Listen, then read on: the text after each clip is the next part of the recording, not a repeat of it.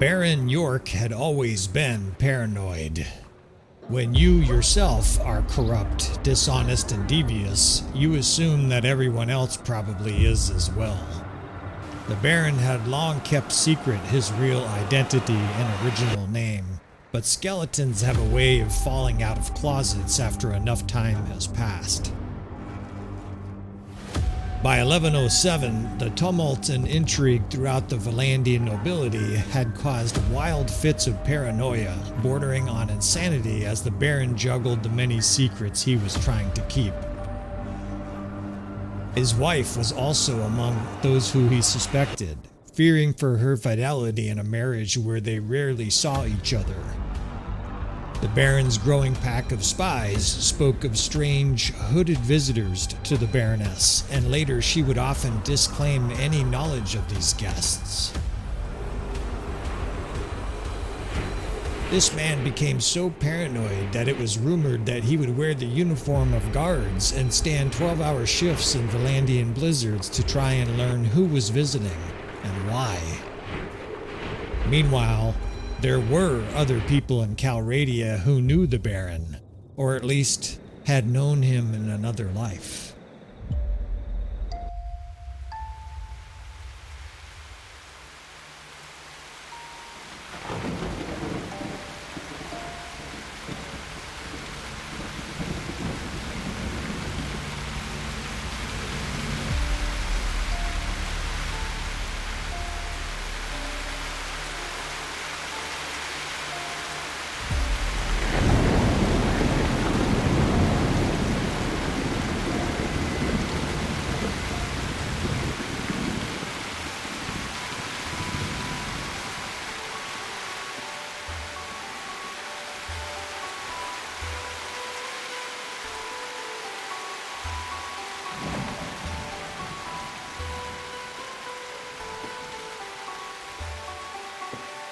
Doesn't surprise me at all. She was always cracked. You're lucky your pinky was the only thing you're missing. Speaking of missing, what do you know about this guy I said that was missing? Oh, right. I was puking in the alley behind that dump tavern called the Greasy Mug when I overheard the two of them talking. His bodyguard called him Godfrey, and then his chaps started ripping into him, reminding him to use the name York, not Nehmeyer. So who is he, you think? Oh yeah, Godfrey. I knew Godfrey, but no one called him that back then. To us, he was Telf Nehmeyer. I helped him acquire weapons when he was the captain of the militia at Vostrum. He was a sketchy figure back then, and he was involved in some Nastian business involving the Aserai. Telth used many names, but York is a new one to me. Oh yeah, the militia captain, huh? So he is no nobleman at all then, right? Nobleman? The only thing that Telth does that is noble-like is womanizing every girl he sets his eyes on. He's a despicable, unfaithful tyrant. Who is he pretending to be now? My trader from Rolvault said he is a baron in the Vlandian uprising.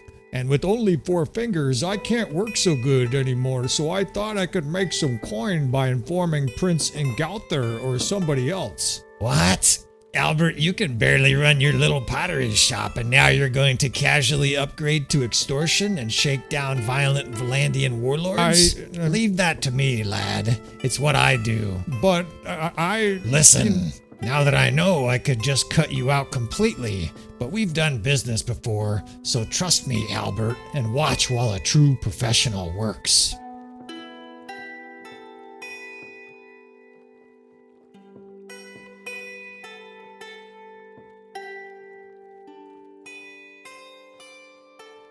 This guy looks like he's going where we're going. We're going to gather up these forces here and try to kill 2 birds with 1 stone. Two Battanians with 1 sledgehammer here. I should mention that too. I keep forgetting to show you guys the equipment. We do have a legendary sledgehammer that dropped randomly from a battle. So at some point or other, it's possible Baron York will be smashing people with his hammer. You may have seen it in cutscenes. In this case, I actually want this Battanian to siege. Please siege so that you're incapable of fleeing, so we can smash you to pieces. We've recruited a bunch of armies here.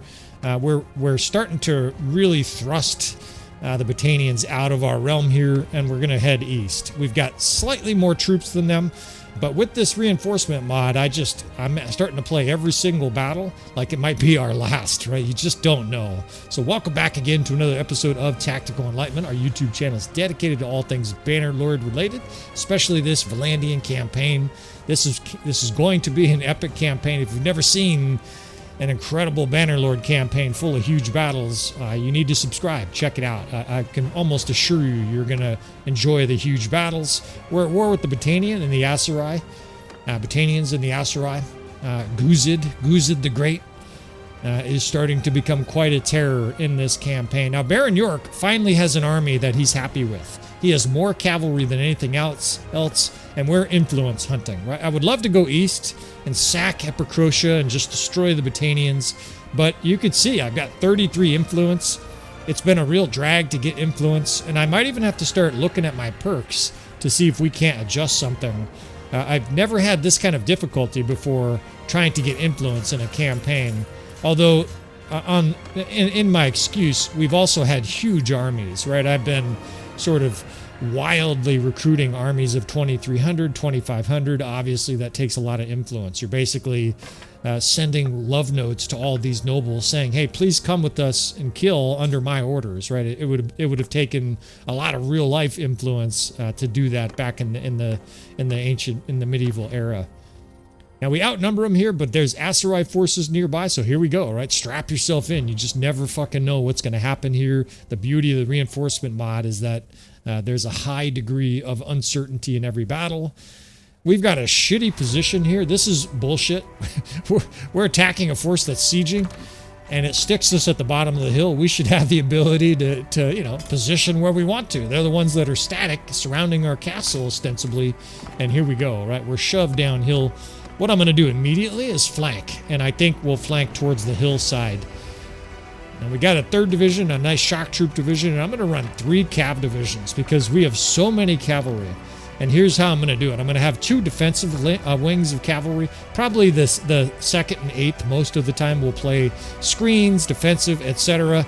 And that 7th unit is going to charge. We'll use them to pancake the enemy between cav divisions, and we'll use them to countercharge. Caravan of Phaeson the Steward didn't join the battle. I'm starting to keep a little closer eye on those comments because the reinforcement mod, even though I've lowered some of the settings, right? We've lowered the range that enemies come in. They still come in a long ways. And so we continue to tinker with it. It hasn't manifestly changed the game. It's not like we've lost absolutely essential battles because of it. But we have, had some unpleasant results because of the unknown nature of it. I think it's good, right? We haven't, it hasn't been like I felt like, oh, we should save scum there. It's been just difficult, right? That's the best way to describe it. It's been unpredictable, difficult, and as an experienced Bannerlord player, that's a good thing, right? You guys are probably also enjoying the fact that sometimes we're getting staggered around on the battlefield, right? It's fun to watch somebody dominate a Bannerlord for a handful of episodes, but it's also fun to see them struggle a little bit and see what they do in the face of adversity. And hopefully this mod continues to allow us. Now, heavy flanking here, and that is because, unfortunately, the Batanians have assembled themselves in defeat formation. That's what I call that ring out there. Now, they do have enough archers that can shoot because of the slope. You see how they're sloping down? It's actually not terrible. This is one of the better rings I've actually seen the AI pull off. However, we're just going to screen our troops with cavalry. Then we will start to surround these bitch-ass Batanians. I'm going to get some units to the north, too, where they can't shoot as well. Troops are approaching. We're getting help here. People are coming to our aid. It definitely makes it harder as a commander just to keep an eye on the reinforcement system, right? I'm looking up there and trying not to get killed. I'm trying to attack people. And obviously, it ramps up the difficulty in a number of different ways. I don't think my narration is suffering too much. I'm pretty much capable of keeping a steady hum to my narration. But if you guys, if you notice my narration suffering and you think it's because of one of the mods or something, you let me know. I am remarkably immune to harsh criticism, although I recognize trolls at a long distance. So if anybody's like, I had a guy just totally saying I suck at tactics, and it was really obvious that he was just trying to get a rise out of me, and I just kind of, I mentally, waved the back of my hand at him like, get out of here, man. Fucking dealt with you guys for 30 years. You don't think I know how to deal with you? Ignore, don't feed the trolls. Now, we're shelling them with different locations. Our crossbow bolts are starting to rack up kills, and I can hear that they're doing good stuff back there, right? It's just, guys are getting shot, and I mean, listen to that. They are getting pounded. That means we have good positioning. Now, they're going to charge eventually. That's what the AI always does in a circle. We want to have an answer for it. So we're going to charge with a little different shield and shock, although they may charge before it's really ready. I'm going to use a crossbow division with this shock troop division. Keep our cavalry busy on the fringe of the battle. That way they can sort of joust with the enemy cavalry, and we will drag the 2nd division into the enemy. But what we're going to do is use that 6th crossbow division with our 3rd infantry, and it's shield and shock, right? Giant Pavis shields ahead of shock troops is a very powerful strategy, right? It's just great defense, and as soon as the enemy gets to the other side of the Pavis shields, it's butchery time. Start pushing that square away from the enemy. They don't actually have very many infantry chasing it. They have more archers than anything, which is why we're going to use this division here. Send in the crossbow. Now, you can also have these guys hold fire. That's probably what we'll do next time here, just to see if it's more effective. Now we have the 3rd corps we can charge with. A lot of those crossbow, if they're out of ammo, they will move up and shield wall. In a situation like this, probably better off having them hold fire. And that way they rush up with their shields. But they're also doing damage, right? We've got them shooting out front. And it actually wasn't nearly as effective as I was hoping it would be, because the enemy doesn't have very many infantry. Now, we can keep them loosed on their archers, but this is also shock troops charging archers, right? This is not our most brilliant tactical moment here, that's for sure. However, once you commit to a tactic like this, you just keep going, right? You don't want to turn around, because then you get shot the whole way out. Now, what I did to rescue these guys a little bit is send the 3rd division of cavalry.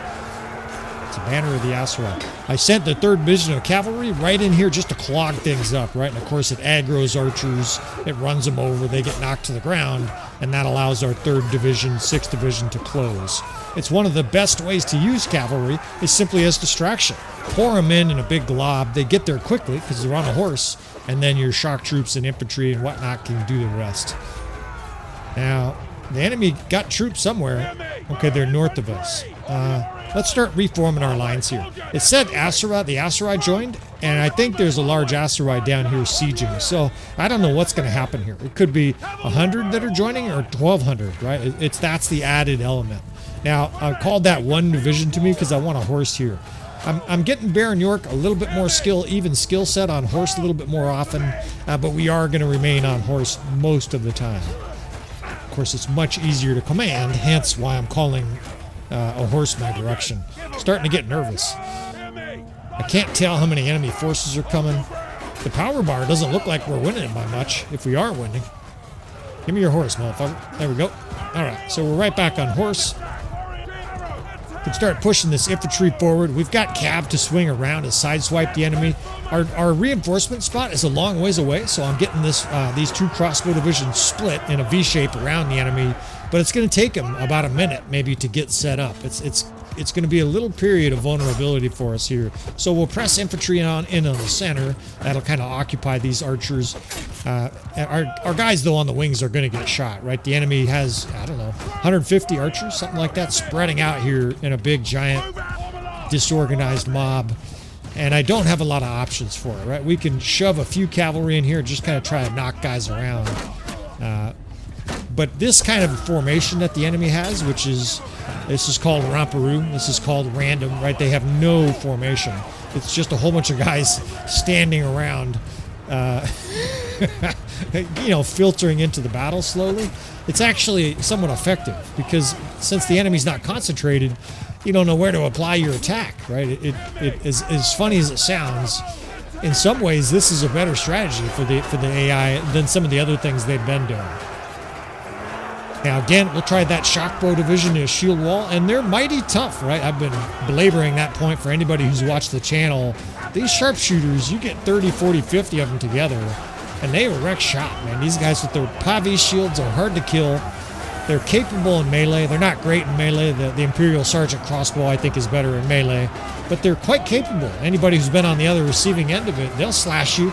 They'll kill you. And they swing their weapon pretty fast. A line of 40 of them with shock troops, or in this case, archers and infantry behind them. Pretty damn effective. There's cavalry meshed in there as well, and these archers just died. But they have suddenly a whole bunch of troops pouring through the center. It is a lot, though. It literally stretches as far as I can see. And again, I don't know if these are reinforcements, but there seems like a lot of enemy forces here. I'm getting chased by the ponytailed shield posse here. I got a bunch of fucking dipshit Battanians trying to take me out. But, and again, you see the use of cavalry here. All we're doing is just shoving them into the enemy. It's knocking them around. It's putting a big horse ass in their face. Guys are getting trucked to the ground. If they're not trucked, they're interrupted, right? They do that little stagger when they get something in their way when they're trying to shoot. This fucking bowl cut, stupid ass, mullet, bald mullet, dipshit Battanians. None of you guys are getting laid. In fact, you guys are watering the ground tonight with your blood. And this battle looks to be over. Our divisions are starting to set up on the side here. Fucker. And the enemy's down to middle tier and low tier troops, right? Sword sisters and wood runners and highborn youth. The enemy's in a hurting way here. So again, it's another one of those situations. I would probably include these battles. I'm kind of making it on a, battle by battle determination. This is such a chaotic, wild battle in an unusual situation, right? You're downhill against tons of archers. Now, the enemy did probably the worst thing they could do there, and that was form that ring. Although, as I said before, it wasn't the worst ring formation. Right? If you're going to do a ring formation like that with infantry, and I don't advise it, make sure it's big, right? Make sure it's at least, I'm trying to think of a good way to say it, 60 meters? You guys can visualize that on the field, right? You want to make it wide enough so that your archers can stand in it spread out, right? If they're together, they just get peppered with arrows. And the shots that are, god damn it, they got archers going. What's going on here? There's Aserai forces. I see Fiend champs in there too. This is wild. So another reinforcement special here. I said before, though, there are Aserai forces here, and now I'm really curious, right? Are we dealing with 900 or 90?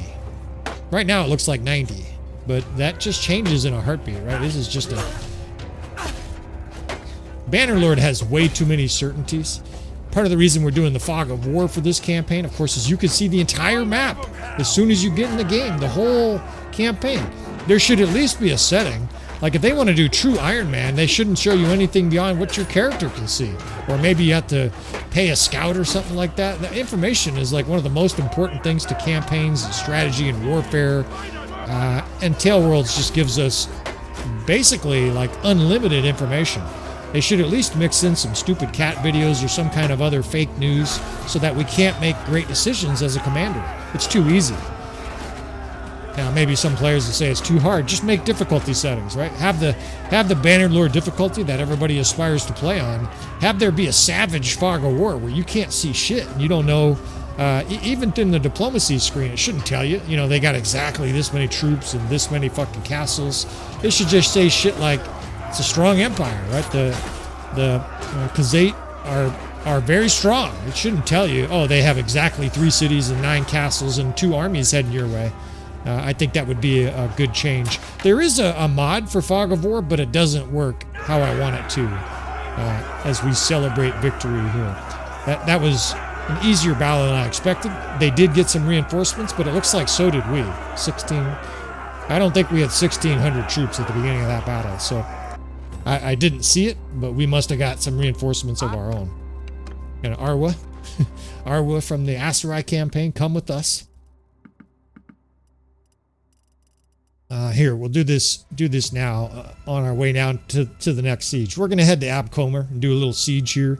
We'll probably speed through a lot of this or even delete some of this footage, but I'll keep narrating. I want to make this point, though. There's a mod out there that's called literally something like Fog of War, but it doesn't quite work well. What it does is, depending on your scouting, you only see the first number in an army. So, say, for example, R574, you wouldn't see 74, it would just say 5. Now, what it really should say is something like large. It's probably not something the game mechanics can do, right? It's something that Tale Worlds would probably have to code in there, but it should say shit like large, huge, gigantifucking-mungus. You know, it could have some relatively standard words here. And we've got a fucking battle. I can't see. For some reason, I can't zoom in here.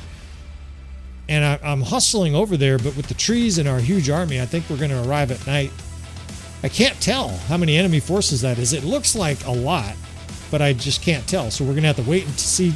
I guess this is a little variation of the Fog of War, right? There's so many numbers I couldn't see. It was 2100. Now, the thing is, we can leave, right? We can just say, leave. We're out of here. Fuck this place.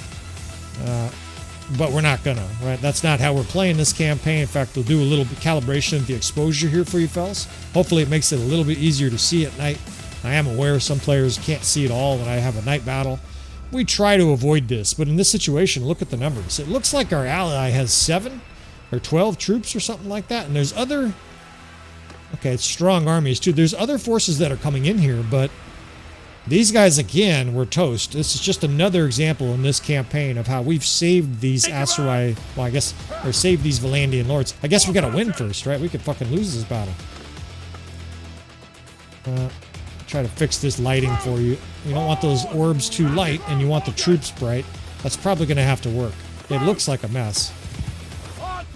It's the Banner of Day Aronak, our reinforcements. So at least we're getting reinforcements. I think we're gonna need them here. This is a large Aserai force. We're outnumbered. We have another shitty position here. Look where it's put us. In fact, this is very deja vu. Let's send a horse division around. That's 8th Division to circle the enemy. We had a battle like this sort of at the midpoint of this campaign. It was a great finish. We held them off at the bridge here. We'll see how similar it is. Now, we fought it differently. I'm not going to roar across here like we did then. We have a lot less allied forces. Back then, like half the forces were allied. We've got people not joining. And what happened is I was sort of sucked into a bad-looking battle before we regrouped. Here, I don't think we're going to do that shit, right? They got their archer division here. They got one guy. At least he's in spread formation. The Vlandian noble here, this brilliant dipshit, has got one archer. It really is a shame when the AI has 27 units. It just sends him straight... They just sends him straight in as fast as it can run to the other side. I mean, there should be some basic code where if you're outnumbered, 10-1, it just hangs next to us like a lost puppy, right? There's no way that should be the coding. Look, he's just charging. The one crossbowman is just charging forward, and he just crumpled in a pile because he got shot with 87 arrows. So take another look at this force. It is a tough force. They have a fuck ton of cavalry. They have horse archers. So here's how we're going to try to fight this. I'm going to fight at the margins of this bridge, but what I want is them to engage, right? If you can fight a defensive battle at a bridge, especially outnumbered in a situation like this against a tough foe, always, not just sometimes, always take the defensive side, right? If they'll come to our side, right, we'll happily kill them right here. They won't have a lot of archer support. We've got that hill to rain down crossbow bolts. We can shove a square in here. We've got the 3rd Division. I've got that 8th Division I haven't forgot about down there at the bridge. I'm just thinking about if I want to use them here. We'll probably bring them back, right? I was thinking about circling and some kind of fancy encirclement and smooth daddy-o flank the shit out of the enemy, but I don't think we'll bother with that. We're going to be fighting here, I think, at the mouth of the bridge. It really does seem like they want to charge forward. Our archers are shredding and burning everything alive. We're going to have to be a little bit conservatory in nature with our ammo, but we also can't afford to let them pour across in huge numbers, right? The Aserai with those fucking Ferris, they will fuck your guys up, right? Because they're moving. And even if your troops are spread out, they still get hit by a big volley of javelins. It'll one-shot your high-end units, right? I've had instances where I was playing basically an Aserai Ferris for like a custom battle in one of the custom battle menus, and I did 100 consistently while I was on horse with the javelin to other units, basically one-shotting or close to one-shotting a lot of units. It's kind of amazing. No other unit in the game has that kind of damage. I guess a Manavleton if it hits you right on the head, but no other unit does damage like the Ferris.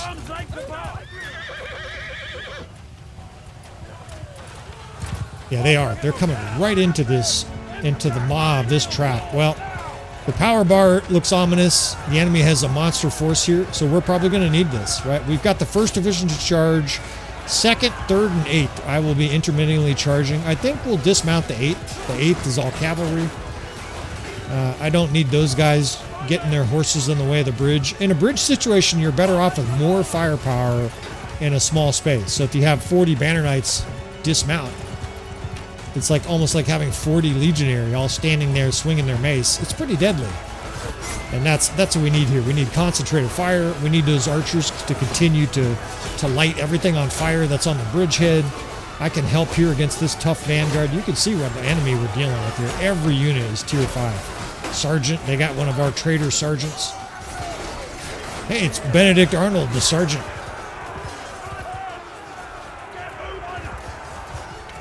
I got this 8th division and I just don't need them. So you can send cavalry in here. A lot of people's impulse is just send everybody. Everybody charge. I don't typically do that unless the enemy's like flooding you and you're badly outnumbered. Here we're outnumbered, but not badly. They outnumber us by like 30%, 20%. If this was a 6-to-1 outnumbered situation, I would shove cavalry in there. I might even dismount them. Just try to clog the fuck out of the bridge. But with the way they're trickling in, and I think they must have a lot of archers too, because after that infantry wave, it hasn't been any press of horse really. They've got a few horse at the mouth to the bridge there, but I guess we could start moving some units up here. This 8th Corps, these guys they're like, come on, I want to fight. I've been keeping them back. You know, a reserve unit. Reserve units are important too. I don't always keep one, but when I can, I try to keep one, especially in a battle I know that's going to be long and grueling. And there are many battles throughout world history, military history, where a reserve unit changed the battle. There was a famous battle, although I can't remember the name, which is, I guess it's not that famous, where Frederick the Great was up against against some Russians, a combined force of Russians, and I think it was French. And the Russians kept the reserve division. And when they sent them in, I think they were helping General down. They just absolutely obliterated the tired, exhausted, choose your word, wavering Prussian forces. And it was one of the rare losses, right, that Frederick the Great suffered. He was outnumbered, of course, but he just had no answer for it. And that's the advantage of that reserve unit. If both armies are tired, or if there's a moment where you need, an answer to something the enemy does, maybe they have a huge infantry press or a whole bunch of archers are on your flank all of a sudden. If you don't have any reserves at all, you're kind of at the mercy of whatever the enemy wants to do to you. I think it would be especially important against human players, right? Human players for sure would be doing devious shit to each other, and you would want to have basically a lever to pull. That's the way I like to think of it, right? The ability to mash your buttons and mash that 8th Corps like I'm doing right now and say, get over here, kill these troops here, occupy these troops here, or do things like screen, right? Hold your shield up here. And we've got ominous silence here, as I'm pretty confident the enemy's still coming. They're just reforming. Let's see what they do here. Yeah, they got a mixed army still, and they are coming. Fuckers.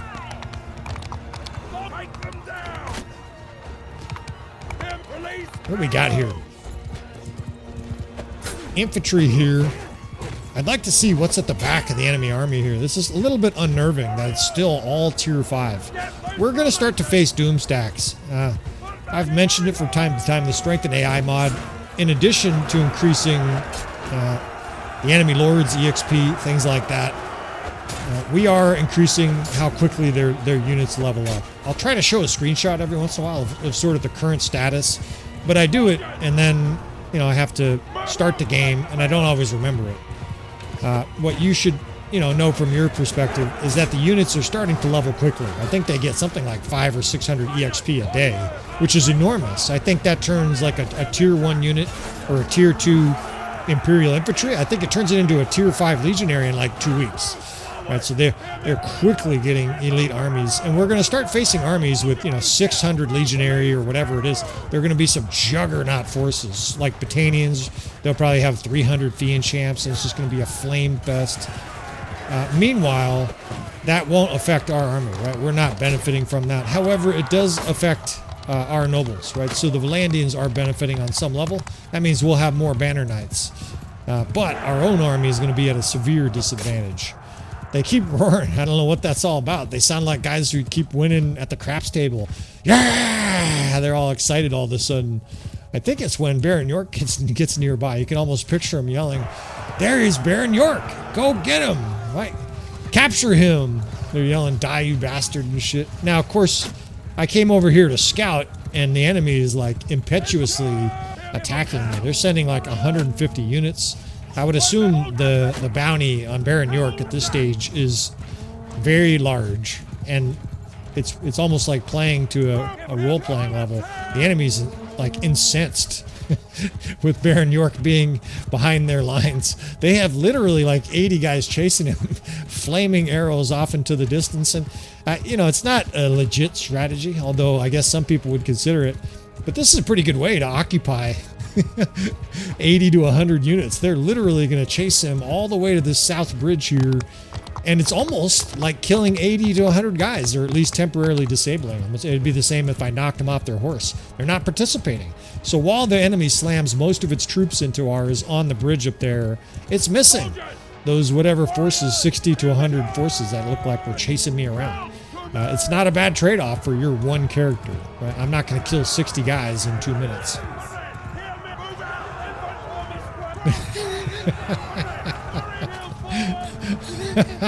We'll tear your limbs. I just every single time it makes me laugh. What do you mean you'll tear their limbs? You're gonna put it in a vice and stretch the guy? You know, like there's the one where he literally cuts guys.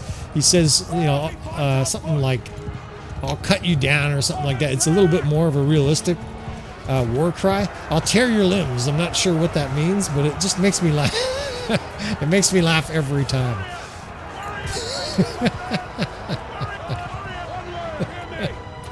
I guess you could tear a guy's limbs after you hacked on him for a while, right? We could get macabre here. If you had like a hatchet and you hatcheted a guy into you know, sort of ribbons, then you could start to pull the pieces of flesh away and stuff like that, right? But otherwise, I don't know how you tear their limbs. Like, I guess you could draw and quarter them with horses. We're trying not to get too gory here. I am aware sometimes that people say they're children. I don't like that term. You really shouldn't be letting your children watch this. If you want to tell me that your mature adolescent son, you know, whatever, he's 17, is watching this, I've got no problem with that, right? These kids with these smartphones today are seeing fucking horrific shit. Right? This is probably mild. They're probably seeing beheadings and porn and all kinds of other dreadful shit that God knows what it's going to do to our mental states in the next 20 years.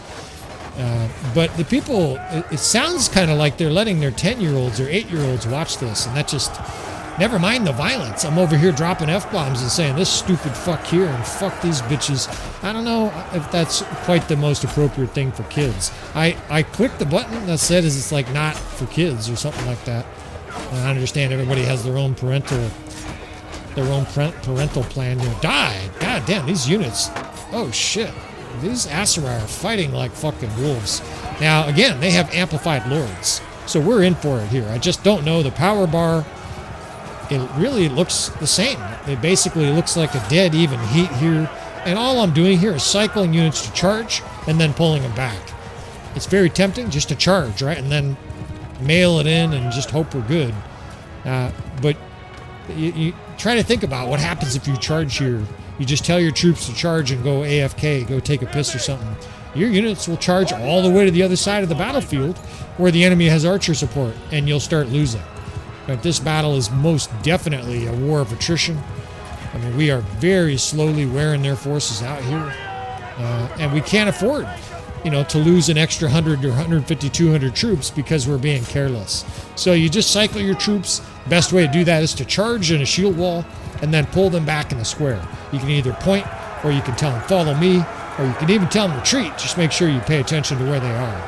Now, Baron York is digging some more two-handed action here. He's close to max right now. I can whip out my shield if I feel uncomfortable. And I just looked down. I have like a sixth of a health bar. And there goes half of it. That guy wasn't even aiming at me too. It's definitely better. Like, don't try this at home, kids. Of course, I'm joking. What I mean is you're better off on your horse, especially in a command situation. But I like what's happening here, right? The enemy's plowed into our thick infantry line. There must be 6 deep of infantry there. And it's not bad infantry. I still see swordsmen. There's a handful of sergeants in there that are sort of, you know, probably rallying the troops. And the enemy's filtering through here in Jolly Rancher's or Willy Wonka's cavalry massacre factory here, right? If they come through 2 at a time, we are just going to have, you know, looks like meat's back on the menus, boys, right? We're going to be eating some horse flesh tonight. Because we have so many troops on the bridge, all they can do is send in like 1 or 2 at a time. Got to avoid a spear here, but this battle looks over. Our infantry line is starting to eat theirs. Again, all these archers here, you want to make sure they're involved somehow. So one of the things I can do here too is I can stick archers onto the enemy flank. Now those guys are going to be attacked in melee, but that's okay. As long as we get forces up there, some of them will shoot. We can keep some of the archers back here in case things start to turn badly. Get the fuck off me. This guy trying to make love to me with his horse. Yeah, see, you don't want your, I don't think you want your 10-year-old listening to the channel. I'm not gonna change how I am because people tell me there are kids watching, and this is purposefully supposed to be an adult channel. Now that said, you know, some people have mature children. Like I know a 12-year-old who, no question, could watch Bannerlord and be unaffected, or at least in my amateur philosophical mind. There are some kids that are more sensitive than others. How come you guys aren't shooting? Fucking shoot. Stupid fucks. But I don't think, you know, you want your sensitive 10-year-old watching this YouTube channel. There's like love affairs and insinuation and fucking infidelity and guys getting dismembered and screaming for help and shit. The Baron's getting clubbed to death. I'm not trying to tell anybody what to do. We come from America where you tell anybody what to do and they're like ready to burn your fucking ship down, throw all your tea overboard. We'll take a few shots here from the side here. This battle should be over. I'm just saying, you know, for the guys who are like, yeah, you were using blasphemy, my kids are watching. I'm like, well, don't let them watch, man. I don't know what to tell you, man. My wife and I love kids. Oh, shit. I saw that coming, too. Right into the head. And do we have any characters? All right, here we go. This guy immediately shoots our own character here. But we can power through the end of this battle. This battle's over. Even though it looks like they have 300-400 troops still, they're pigs to slaughter here. Right? These guys are penned up. They actually have some high-ranking archers back there, but I don't think it's going to matter. We have way more troops. I think just brute strength at this stage would work. Anyways, that's to say, you know, it's an adult channel, and I'm not obviously very sensitive to parents. I was going to say, my wife and I love kids. We babysit. My wife and I don't have kids. I don't mind telling you this. We met each other a little bit late, early 40s. Tried for a little bit. Lord knows I tried. Well, we were practicing. But we did not have kids, and now we're content with it. We realize now we'll just have more money, more free time, more travel. However, we are gifted with kids. We almost unanimously, when we're around kids, people are like, you guys are really good with kids. And so what we do is we're legal godparents to a couple. That means if they get killed like in a skydiving accident, suddenly we're parents. Legally, they become our kids, right? And their kids stay over for slumber parties and stuff like that. And we probably have 6 kids that we basically have over, you know, a couple, 3 at a time, and they'll do slumber parties, ages, you know, 3 through until they're too cool, right? 12, 13, 14. Then they're too cool for slumber parties, right? Then they're on TikTok or whatever, getting dick pics and all kinds of other horrific shit. More enemies are approaching, and this is, man, who knows? Again, you just can't quit on this reinforcement mod. So we're going to continue to kind of move along here with the RTS mod. I sent some units around to the side to flank, but it was a minuscule amount. Now we're getting allied troops are engaging. You got, you know, the typical welcomed chaos of the reinforcement mod. I know some guys aren't thrilled about it. They think it's a little bit too much chaos. I haven't seen, like, extraordinarily poor AI behavior. It's pretty good, right? The AI basically throws itself into battle, and I love the variability of it, the unknown. So at least for the short term, I appreciate all the feedback, but I'm going to go ahead and just keep rolling with this. The fact that you can get backdoored in a siege, that alone, to me, is worth keeping this mod alive here. Is our guys Christmas tree style light up the fucking battlefield. Every single guy has a torch, and this Aserai force is sent packing. And man, a couple very difficult battles here, but with the reinforcements here, we have a lot of troops to finish this one out. It definitely, like the end result, you know how they have a football game where the score is close at the end? They're like, yeah, it was much worse than the score. That's kind of the result here. This battle was much closer than it looks. Like, we have 700 troops left. There was a couple times there where we were very close to losing this battle. And we finally get a death, and I say finally because the death for all mod is turned up. I'm going to keep turning that up. I might even crank it like really high here at some point in this campaign. I want to increase the intensity of this campaign even further, increase the stakes. That way every single battle could be the last for Baron York, his companions, even companions named after you folks out there. You're going to have to vicariously roll through here. If your companions die in battle, we'll be sure to give them a proper burial. Right back then, they would light them on fire or some other horrific shit. Or maybe they would shove them over a river in a boat. like they with Boromir, right, when they looted all his shit and then sent him over the river. But it's refreshing to see some deaths, even though I suppose Ayasa disagrees. Our army's kind of a mess. I need to reorganize this a little bit here. I probably got to just run around with a smaller army for a little while. We got to build up some influence. Again, my main goal is to sack, or Baron York here, we'll get into character. Baron York's goal here is to sack the Battanians, take it right to him, right? Stab his way through the center of Battania.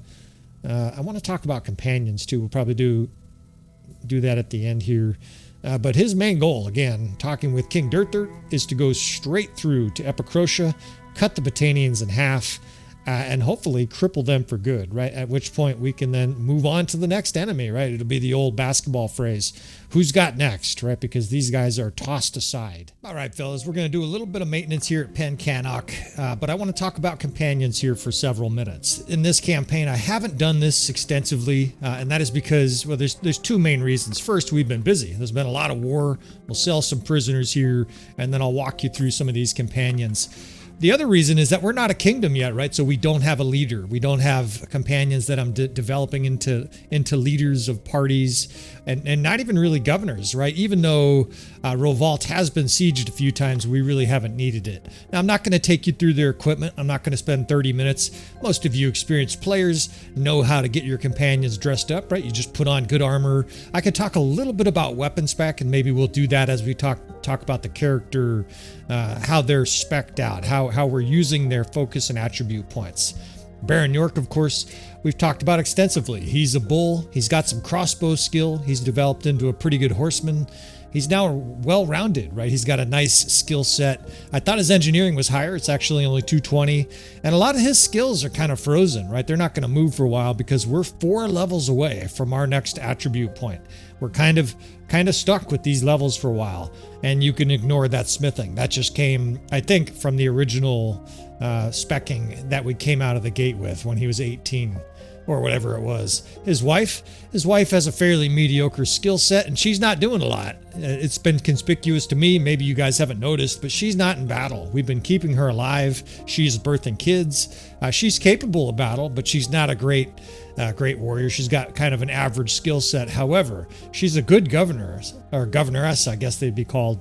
She has various different perks that give her plus loyalty, plus security, etc. That way, if and when we become our own kingdom, or we're taking cities that are in enemy territory, she'll be able to settle down rebellions. It's a very important thing to have a governor or two in your kingdom. So I guess this is one of our characters that's filling one of those non-combat roles. Now we'll talk about the scout here in a minute when we get to him, Enric. All right, so that's Liena, the wife. Fatid the swordsman. This guy here is one of our main line breakers, right? He's on the front lines. We're developing his two-hand skill. You can see the 5 focus points there, but we've been keeping him alive with javelins, right? He's been using his athleticism, throwing javelins at range, kiting a lot, and doing very well in siege. And we've had a lot of battles where he had four javelins, right? In siege especially, just dumping javelins into the enemy. Let's see. Now his two-handed skill is something we will definitely eventually work on, but for the most part right now we're focused on one-handed with the shield and javelins. That's a very successful mix for companions in Bannerlord.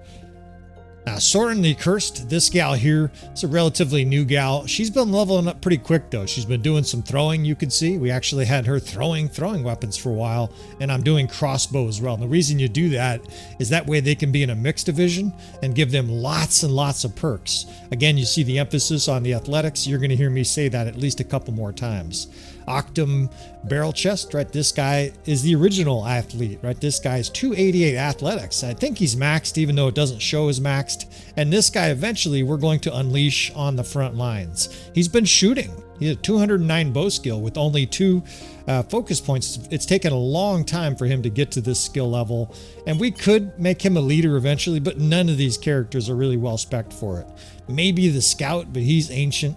All of them are pretty much guys that are going to be on the front line, or more accurately, they're going to be combat captains, right? He's going to eventually have very high two-handed skill because we've been able to get his focus and skill points, perk points really high, right? He's going to level fast once we put him in a shock troop division. Sybil the Spice Vendor. This gal theoretically could be a leader. If you look at, she's got 3 intelligence and 4 social. But again, we've been erring towards combat. It's really nice to have 2 or 3 different captains of crossbow divisions. Again, notice the athleticism. She's got a little bit of one-handed skill, but she's been doing a whole lot of running around and kiting, shooting people with her crossbow. Of course, she has a shield, a sword, very standard mix. Now this is our shock troop captain, Marco Aurelius, and of course a lot of these characters are named after either Patreon members or other people who would put in recommendations. I appreciate those, by the way. Hopefully you appreciate seeing your character running around this campaign. So he's spec'd out, of course, to be a shock troop leader, and because of that, I'm actually leveling his two-handed and his polearm, which might seem counterintuitive, but a shock troop division, you may have guys with a two-handed weapon, and you may have guys with a polearm. Right, the polearm is the Vlandian unit, but there are others that have two-handed weapons. We've been giving him throwing skill and athletics, surprise, surprise, again, a ranged attack weapon. Here's our scout, Enric the Tracker, and this guy's old. You can see just by looking at him. He's like mid-70s, but he's still getting it done, right? He grunts a little bit when he crouches and gets down and looks at tracks and stuff like that, but he can still fight. He's got good skills, and of course, he's been in battle for like 35 years, so he's been leveling up pretty well. I'm surprised he's not higher than level 23, and that's probably because scouting doesn't get you a whole lot of levels. You would think it would. There have been times though too where I neglected to make him the party scout lead, and I just kind of botched that operation. Anyway, so that's another one of the characters that we've been making a specialist. In fact, he's the only true specialist in our entire army. And that is Enric the Tracker. And what I mean by that, we don't have anybody else doing medicine or engineering. All the other positions are occupied by Baron York. We are leveling his polearm, and if you're wondering why we're doing that, that's so he has more ammo, right? He has 2 bags of bolts that way. It's more so that he can shoot people and less about him attacking with polearm. Another polearm gal here. Nothing too exemplary to say here other than she's a ranged unit. She's capable of commanding a crossbow or archer division. Eventually, we may give her some skill points in crossbow, but that has been the priority, right? That control, those perks you get from athleticism, that's why I keep sort of pounding this into your fellas' heads. She's capable of fighting on polearm, but with 2 quivers, she's rarely using her polearm in battle.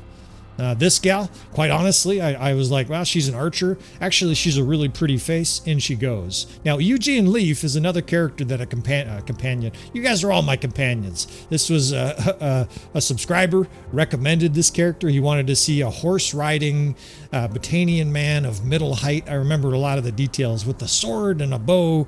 We do have him spec to polearm, and that is because if you're wondering, this was a character under the name like Tolo the Falcon or something like that. So he's got some other leadership skills that he came in with. The Falcon is one of the one of the characters that comes in with a little bit of a skill set to be a leader, although you can see he's got no steward or medicine skills. But this guy's got a well-rounded combat set, and for whatever reason, he's leveled quite quickly. It's hard to explain, but he's got almost 250 riding. He's got a little bit of tactics. I don't know how he has tactics. He's never been leading an army, so I don't understand that part. But throwing, bow, polearm, one-handed, he's got a pretty nice combat mix. And of course, he's never going to get these endurance perks. That's one of the sad faces on that kind of a character spec. All right, I'm going to wrap this episode up, give you one more glance at the map here. I'd love to get down to Legetta and retake that. That's on my mind. It rebelled some time ago, and nobody else wants to take out the garbage. But I think we're going to continue our thrust into Britannia. Unfortunately, not only can I not afford the influence to make the vote to Durthert, but we're at peace with the Northern Empire. The Northern Empire is sniping us. They're taking a city, taking a castle, and then they declare peace. And then they declare war, take a city, take a castle, and then they declare peace. And I don't have any ability to override our incompetent leader, Durthert.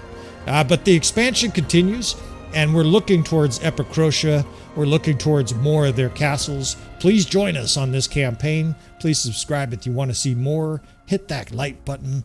And I appreciate you fellas. I will see you next time.